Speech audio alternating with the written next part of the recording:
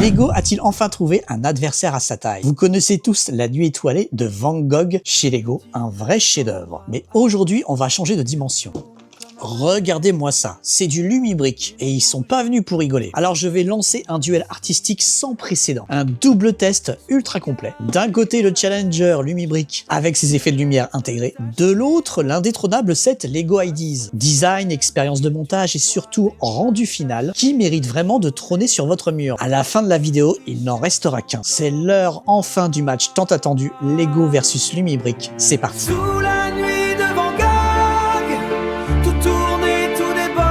Alors, salut à tous les passionnés de la brique, c'est Mister Brick, j'espère que vous allez bien et on se retrouve pour la vidéo tant attendue Lego versus Lumibrick. C'est un format un peu spécial, vous me l'avez demandé depuis pas mal de temps et ça y est, je me lance sur un thème justement qui était propice à ce genre de duel. En effet, Lumibrick décide enfin peut-être de rentrer en guerre directe face à Lego sur un secteur qu'on ne les attendait pas, c'est-à-dire les œuvres d'art, puisque ces derniers ont décidé de créer leur premier tableau style Lego Art sur un célèbre tableau de Van Gogh qui va directement en frontal avec le set qui était sorti déjà il y a quelques temps, La Nuit étoilée de Lego Ideas. Du coup, ça m'a donné l'idée de faire enfin ce versus tant attendu Lumibrick versus Lego sur un secteur vraiment où les deux marques vont vraiment s'affronter. En plus, c'est un peu nouveau pour moi puisque c'est la première fois que j'ai monté et testé des sets type art, parce que je n'en avais jamais fait jusque-là. Cette vidéo, elle va être découpée en 3 chapitres distincts. La première, on va s'attaquer au set de Lumibrick, le champ de blé avec cyprès de Van Gogh. Est-ce que la qualité sera en rendez-vous? Réponse dans quelques minutes. Et de l'autre, on va repasser sur le classique Lego, La Nuit étoilée de Van Gogh. Pourquoi reste-t-il la référence? Et enfin, la dernière partie, ça sera le face-à-face final. Je vais comparer point par point les deux modèles pour vous dire lequel gagne ce duel d'art. Alors, on perd pas plus une seconde, on va ouvrir la première boîte. C'est parti.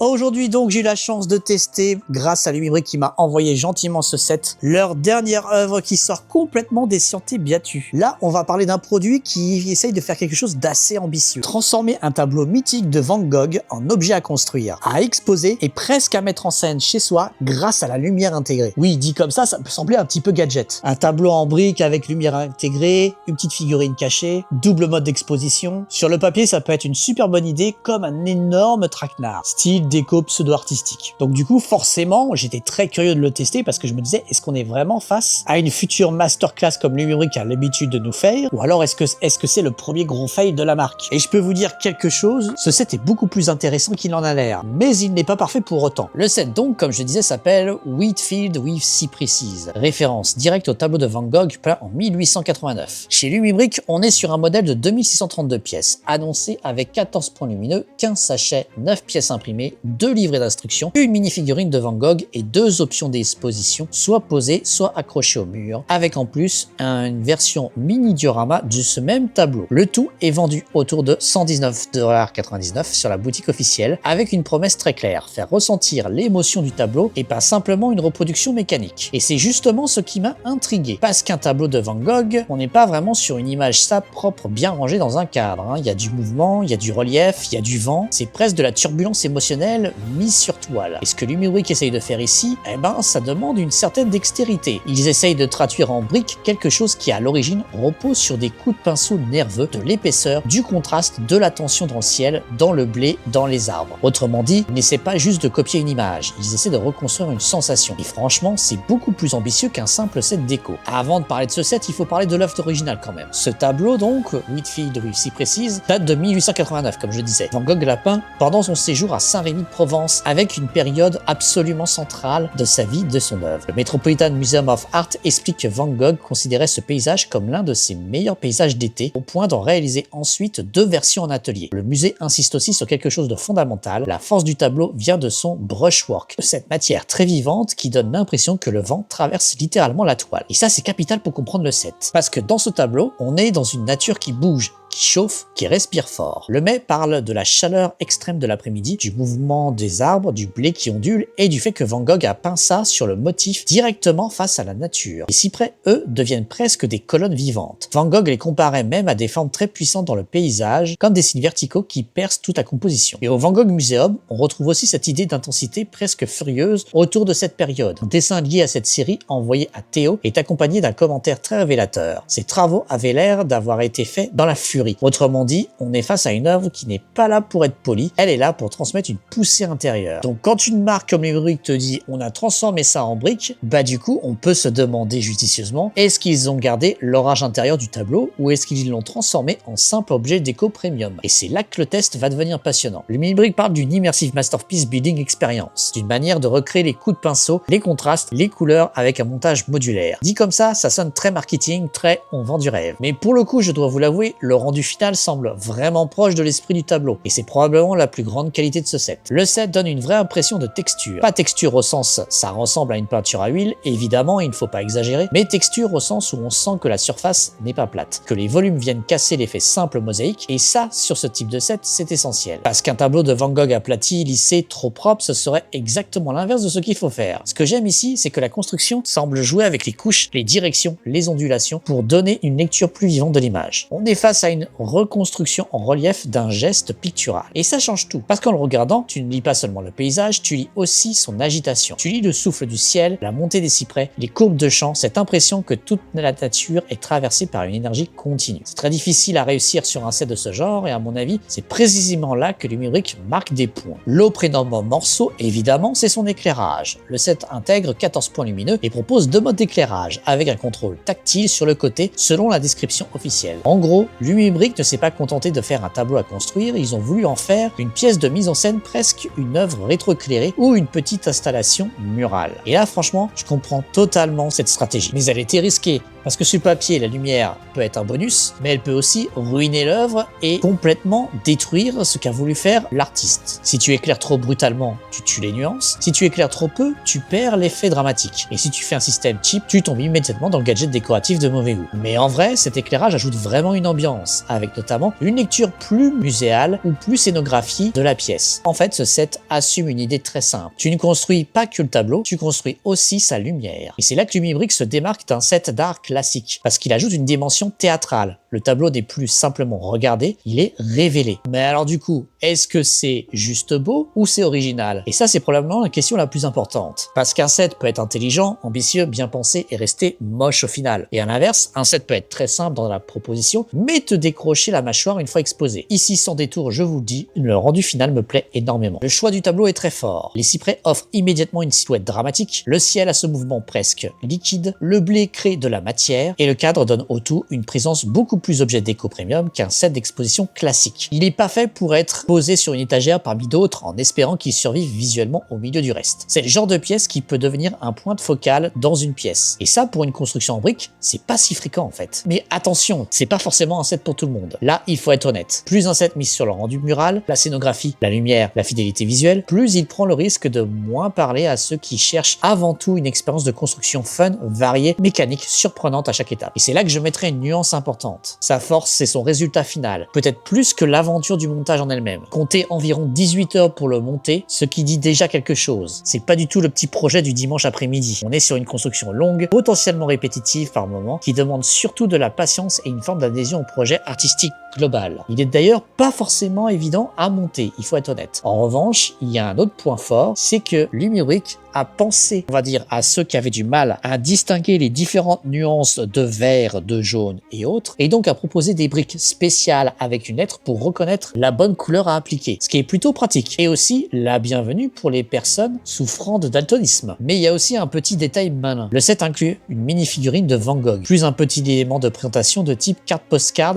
avec nameplate, et la figurine est intégrée comme un easter egg dans la scène. Sur le papier, ça peut sembler un peu kitsch. le genre de truc qu'on ajoute pour cocher une case collectionneur. Mais plus j'y pense, plus je trouve que l'idée fonctionne, à condition évidemment que ce soit bien intégré et pas plaqué comme un autocollant émotionnel. Pourquoi? Parce que ça remet l'artiste dans l'œuvre. Ça rappelle que derrière cette image mondialement connue, il y a un homme, une période précise, un regard, un état intérieur, une manière de voir le paysage non pas comme une carte postale mais comme une matière émotionnelle. Donc non, pour moi c'est pas forcément un gadget idiot, c'est même plutôt une bonne idée si tu lis ce set comme un hommage, pas juste comme une reproduction. Forcément, beaucoup vont comparer ce set à ce que Lego a fait sur ce segment-là, et honnêtement la comparaison est inévitable. Mais ici Lumibrick ne joue pas exactement la même partition, mais on va y revenir justement dans la catégorie spéciale, où je compare les deux sets. Alors au final, est-ce que ce set est vraiment réussi? Pour moi, oui. Et même plus que ça, c'est un set intelligemment pensé parce qu'il comprend quelque chose d'essentiel sur son sujet. Il cherche pas simplement à miniaturiser le tableau célèbre, il cherche à traduire ce qui fait sa force. Le mouvement, la tension, la lumière, la matière, et cette impression très van Goghienne que le paysage est vivant, presque nerveux. Et ça, franchement, c'est la bonne approche. Maintenant, est-ce que c'est un set universel? Pas du tout. Si vous cherchez un set ultra fun, ultra varié, ultra ludique dans le montage, je pense qu'il faut savoir dans quoi vous vous mettez les pieds. On est davantage dans une expérience contemplative, presque méditative par moment, au service d'un objet final très fort visuellement. Mais si vous aimez l'idée de construire une œuvre, si vous aimez les pièces qui ont une vraie présence chez vous, si vous aimez l'art quand il ne reste pas coincé dans un musée, mais vient dialoguer avec votre déco, votre collection, votre regard, alors là oui, ce set a quelque chose. C'est peut-être ça que je retiens le plus. Ce modèle n'essaie pas juste d'être beau, il essaie d'être habité. Et à mes yeux, c'est exactement ce qu'un set inspiré de Van Gogh devrait réussir.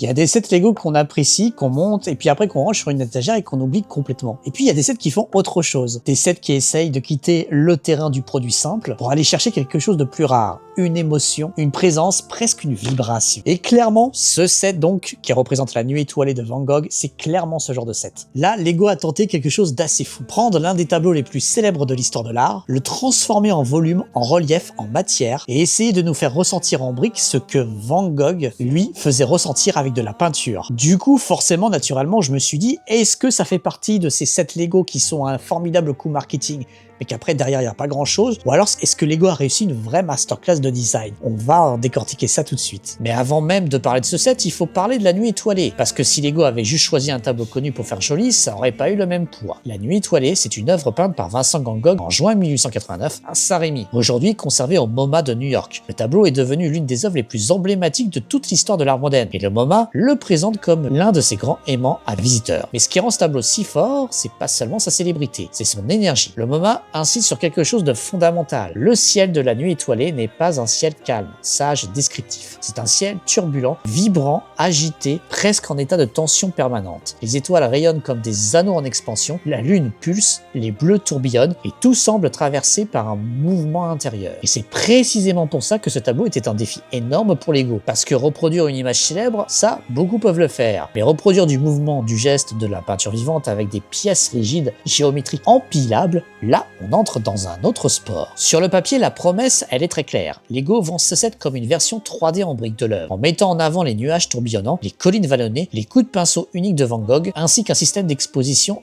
pensé pour le mur ou pour un meuble. Le modèle inclut aussi la mini-figurine de Van Gogh, installée sur un support réglable avec pinceau, palette et chevalet, portant une mini-version imprimée du tableau. Le projet a été développé dans le cadre Lego Ideas à partir d'un concept de fan, collaboration avec le MoMA. Et franchement, ça change tout. Lego a clairement pas pris l'option facile ici. Ils ont pas choisi de faire une mosaïque plate qu'on regarde de loin en se disant oui, ça ressemble un peu. Ils ont choisi de faire sortir le tableau du mur. Les volutes avancent, le ciel prend du relief, le village reste plus calme en bas, pendant que toute la partie céleste semble presque flotter au-dessus de la structure. Et c'est là, à mon avis, que le set commence déjà à devenir passionnant, parce qu'il ne se contente pas de citer Van Gogh, il essaie de parler son langage. Et là, il faut être honnête, parce que c'est souvent là que les très beaux sets se font rattraper par la réalité. Un set peut être sublime une fois terminé, et beaucoup moins passionnant pendant la construction. Ce que j'en ressors ici, c'est que la nuit étoilée propose une expérience de montage originale, mais pas forcément dans le sens fun mécanique du terme. Le rendu des couches, la façon dont les formes construisent littéralement la peinture et la sensation de fabriquer progressivement quelque chose de très différent d'un set classique. C'est comme ça que je l'ai ressenti. J'ai pas été bluffé par ses fonctions, il n'y a pas de mécanisme caché ou des effets waouh techniques. Sa force, elle est ailleurs. Sa force, c'est de te faire entrer dans une logique presque picturale. J'avais vraiment l'impression de poser des strates, de dessiner avec de la matière, de reconstruire petit à petit une image qui prend vie par couches successives. Et ça, c'est hyper intéressant parce qu'on sort du Lego purement structurel pour rentrer dans un Lego qui devient presque gestuel. Et pour moi, c'est probablement le point le plus important de toute cette review que je suis en train de vous faire. Ce set aurait pu clairement rater son sujet de deux manières. Première possibilité, être trop plat. Deuxième possibilité, en faire trop et transformer Van Gogh en attraction de parc à thème. Mais justement, l'équilibre trouvé ici me paraît particulièrement malin. Déjà, le set est spectaculaire une fois terminé, avec une vraie profondeur visuelle, un relief très travaillé et une manière très réussie de traduire les mouvements du ciel. Et ce que j'apprécie, c'est que Lego reste réaliste. Il n'essaie pas de faire croire que les briques peuvent reproduire à l'identique une huile sur toile. Ça serait absurde. En revanche, ils arrivent justement à reproduire une sorte de fidélité à l'esprit du tableau, plus qu'à sa simple surface. Cependant, je trouve qu'ils réussissent à capter ce qui fait que la nuit étoilée reste gravée dans le cerveau collectif. Le fameux tourbillon, la tension du ciel, la spirale du regard, la sensation que la nuit n'est pas immobile, mais traversée d'une vie presque électrique. Et quand on sait que le MoMA lui-même décrit ce ciel comme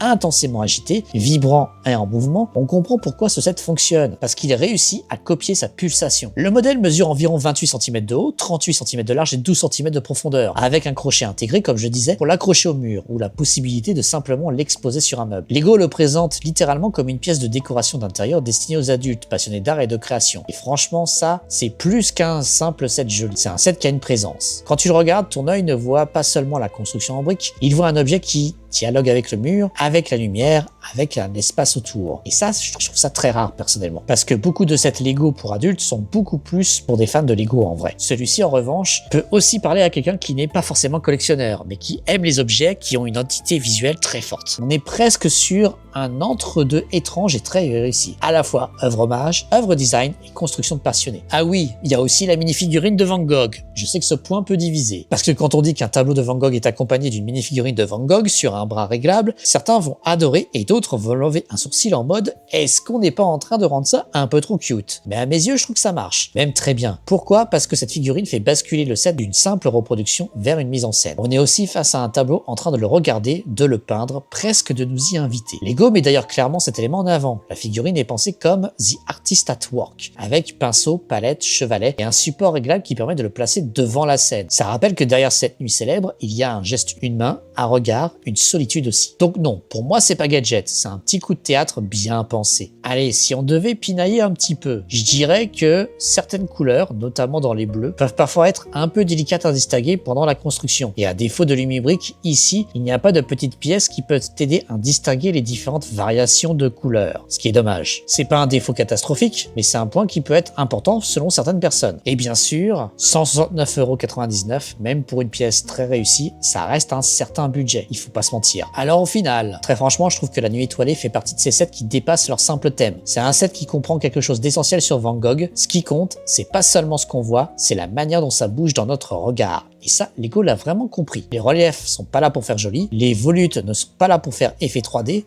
la mini-figurine n'est pas là pour cocher une case collector. Tout l'ensemble essaye de reconstruire l'idée que ce tableau n'est pas une image figée, mais une nuit qui pulse encore. Pour ça, honnêtement, je trouve le pari largement réussi. Est-ce que c'est un set, en revanche, qui peut être un peu exigeant ou contemplatif pour ceux qui veulent une expérience plus ludique? Oui, aussi. Mais est-ce que c'est l'un des sets Lego pour adultes les plus beaux, les plus intelligents et les plus singuliers de ces dernières années? Pour moi, c'est clairement un grand oui aussi. Sous la nuit de Van Gogh, tout tourne et tout déborde, des étoiles en halo, un cœur qui se tord, il cloue sa peine sur la toile, en cercle fou, en ligne bancale, sous la nuit de Van Gogh, le monde se brise et se tord.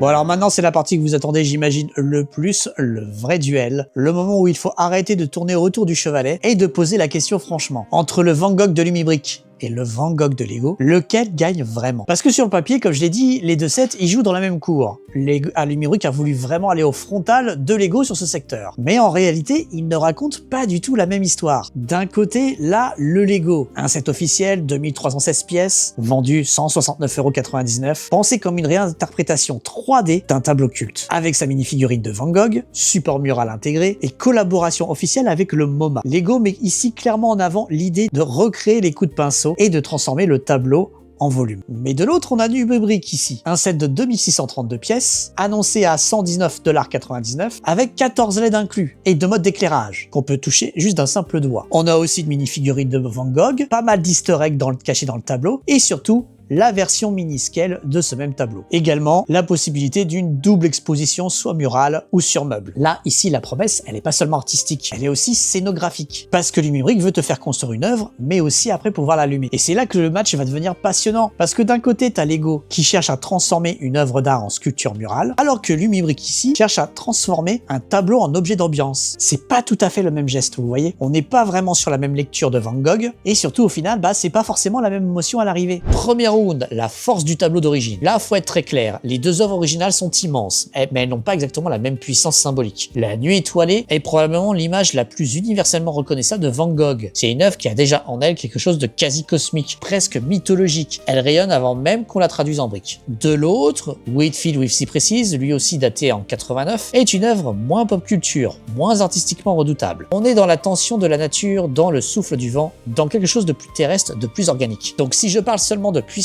iconique, je donne l'avantage à Lego, parce que La Nuit étoilée, c'est tout de suite un choc visuel. C'est le tableau qui te saute au visage, même vu de loin, même sans contexte. Mais si je parle de potentiel de mise en matière, de relief, de texture, de paysage en mouvement, alors Lumibrique avait peut-être, au départ, un terrain encore plus intéressant à exploiter. Deuxième round, la fidélité artistique. Là, honnêtement, les deux s'en sortent très bien, mais pas de la même manière. Lego, ce qu'ils réussissent brillamment, c'est la traduction du mouvement du ciel. Les volutes, les spirales, les couches, les reliefs, tout est fait pour que le tableau ne reste pas une image plate. Mais Lumibrique de son côté réussit autre chose. Là où Lego dramatise le ciel, Lumibrique dramatise la surface entière du tableau. Le champ, les cyprès, la matière et surtout la lumière ajoutée au rendu, tout ça donne une présence très forte à l'ensemble. Si je devais résumer simplement, Lego gagne sur la lecture sculpturale du tableau, Lumibrique gagne sur la lecture atmosphérique du tableau. Et c'est pas du tout la même proposition. Troisième round, l'expérience de construction. Là aussi, il faut être honnête. Lego, grâce à tout son savoir-faire de conception, semble offrir l'expérience la plus aboutie sur le plan de la construction elle-même. La structure est pensée, maîtrisée, lisible. La promesse officielle parle clairement d'une expérience de construction unique. C'est le genre de set où tu sens une équipe de design qui sait exactement comment guider l'œil, le rythme et le plaisir d'assemblage. Et ça, c'est très fort. Lumibrique, lui, semble davantage miser sur le résultat final que sur le plaisir pour le build. Le rendu final impressionne beaucoup, l'effet tableau vivant fonctionne, l'éclairage marque les esprits et le set donne moins l'image d'un build magistralement chorégraphié que celui de Lego. Son terrain de victoire est davantage dans l'objet fini que dans la partition de montage. Donc sur ce round là, pour moi, l'avantage c'est très clair, ça va pour Lego. Quatrième round, l'effet waouh une fois exposé. Là, ça va se resserrer très fort. Parce que La Nuit étoilée, une fois exposée, c'est superbe. Le set a une vraie présence murale, un relief très fort, une lecture immédiate. Ça attire l'œil indéniablement, y compris chez des gens qui ne sont pas forcément collectionneurs de briques. Avec son crochet intégré et sa composition ultra reconnaissable, Lego coche parfaitement la case d'objet de déco iconique. Mais Lumibrique, lui, dégaine un atout que Lego n'a pas, la lumière. Et cet atout n'est pas anecdotique, parce que 14 LED et 2 modes d'éclairage, Lumibrique transforme l'exposition du set en petite mise en scène. Le tableau est pas juste montré, il est révélé. Il a un côté presque muséal, presque installation contemporaine, qui peut créer un effet encore plus fort dans une pièce, surtout le soir. Donc là, si je parle de présence pure dans la pièce, de l'objet qui accroche l'œil, de l'objet qui te dit c'est quoi ce truc, j'ai envie de donner l'avantage à Lumibrique. Cinquième round, le rapport qualité-prix. Le duel devient presque brutal ici. Lego, c'est 169,99€ pour 2316 pièces. Lumibrique, c'est 119,99€ pour 2632 pièces, avec en plus 14 LED incluses. Évidemment, c'est pas une comparaison parfaite à l'euro près, parce qu'on n'est pas sur la même marque, pas sur le même circuit,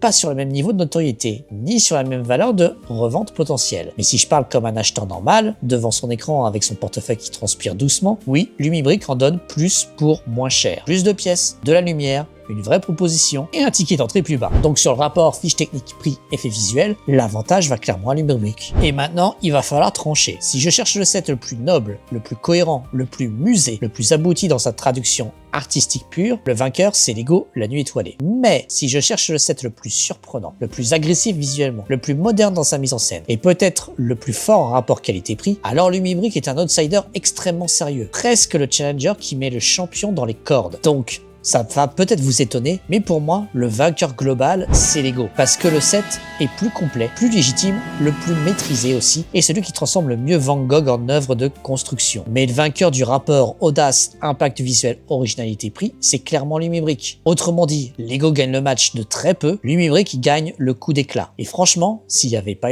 la licence derrière, et si Lumibrick avait reproduit lui aussi La Nuit étoilée, je pense qu'ils auraient battu à plat de couture Lego. Et voilà, j'espère que cette vidéo vous a plu. J'ai vraiment pris plaisir à la faire. Déjà parce que, comme je l'ai dit, c'était mes premiers Lego Arts. Je ne les ai jamais fait en temps normal. J'en avais acheté jamais côté Lego. Et du coup, ça a été un vrai plaisir, une vraie surprise parce que du coup, j'avais complètement zappé, tu vois, par exemple, que le Lego avait un effet 3D. Et quand je l'ai construit, j'ai été hyper surpris. Et puis pareil, ça m'a permis aussi de découvrir Lumibrick dans une toute autre mesure, sur un style où ils sortent un petit peu de leur zone de confort. Et je me dis quand même, ça a été super surprenant. J'espère que ce petit comparo vous a plu. C'était effectivement un versus enfin de Lumibrick versus Lego sur un secteur où vraiment ils se sont affrontés en direct. Je suis très curieux de voir la suite côté Lumibrick s'ils vont continuer sur cette lancée. En tout cas, ça montre que des challengers commencent vraiment à penser le truc de manière très intelligente et il y a un vrai boulot derrière et c'est ça que je trouve incroyable. En toute transparence, je remercie encore une fois Lumibrick de m'avoir envoyé ce set de manière gratuite alors que celui de Lego, je l'ai payé de mes propres deniers, on va dire. Et évidemment, vous avez un petit code promo de moins 10% sur la boutique Lumibrick si vous voulez vous procurer ce set ou un autre set, c'est cadeau, connaissez la maison. Un grand merci à ceux qui lâcheront la petite cloche, qui s'abonneront, qui laisseront un petit like et qui dites-moi surtout en commentaire du coup ce que vous pensez de ces deux œuvres, ce que vous pensez de la proposition de Lumibrick versus Lego, est-ce qu'elle vous a convaincu ou pas du tout, on pourra échanger ensemble. C'était Mr Brick, je vous donne rendez-vous très vite pour une prochaine vidéo. Allez, ciao!